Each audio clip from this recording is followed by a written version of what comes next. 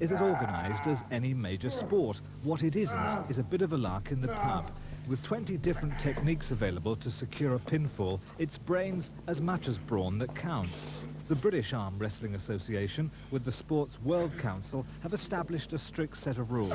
Shoulders must be square to the table, for example. The first knuckle of the thumb must be seen by the referee.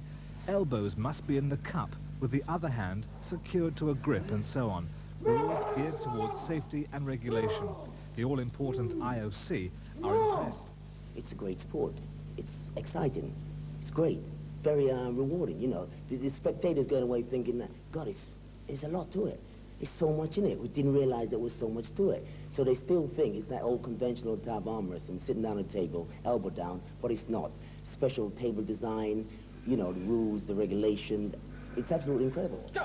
Britain has 300 members, and there are 40 countries from around the world currently involved. With 2 individual world champions, our medal tally at future Olympics would clearly be enhanced. There's over 20 different techniques which are now taught through the BAA. And the actual screaming and yelling and facial expression that you see is reality. And to me, that's what any sport is all about, where you train up from that preliminary stage, right up to that semi-final stage, right up to that final, right to that gold medal. That is what it's all about.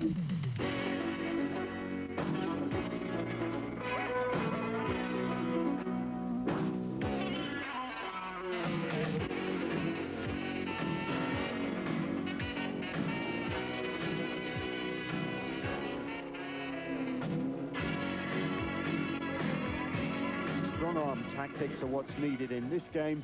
It's the British Arm Wrestling Championships held at the Post House Hotel in Croydon. It's a sport which is hoping to become an Olympic event, and it's enjoying a big surge of popularity. No wonder, with characters like Rambo Rod around. But the baddest cat in the whole joint is Trevor Lloyd. Nicknamed Beefy, he's a social worker and part-time disc jockey. Normally I'm a pretty good showman and go out there and entertain, but today I just have to do a big thing. Wait until the quarterfinals in the Worlds with any luck and get there and try and kick some Americans nuts. Norman Jones is known as the Predator. Blink and you'll miss him. Now meet the Executioner, alias Mickey Ring. He's bidding to win the lightweight title, and he made a pretty impressive start. It's about 80% technique, 20% strength. But at first, you have to have an awful lot of strength in order to make the grade to learn the techniques. So if you're not a strong fella in the first place, you might as well stay at home and just watch it. Others, though, prefer to get more involved. That's it, Gary. That's what it's all about. Wearing the bow tie is Chaz Brooke, the chairman of the British Arm Wrestling Association. He's dressed formally because, as well as competing, he's also the master of ceremonies.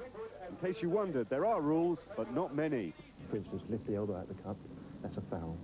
If you headbutt, that's a foul. Arm wrestling's not just a male preserve, though. This is Dola Ackerman.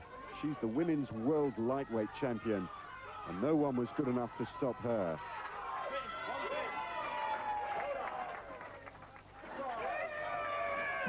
In the heavyweight division, the star of the show is Manchalita Manning from Herne Hill. A fearsome warm-up routine, but away from the table, she's a pussycat. I just love this sport, you know, the sport is beautiful. You know, people got the impression of arm wrestling, but you go into the pub, you have a couple of lagers, and the guys sit over the pub and arm wrestle. Arm wrestling is not like that. It's a sport, and it's coming, and it's up and coming, and when it comes, I hope I'm there. How easily would you beat me? How long would I last? It depends, maybe split second. Well, she did warn me. Nick Collins in Croydon for the Sports Channel. Tell you what, though,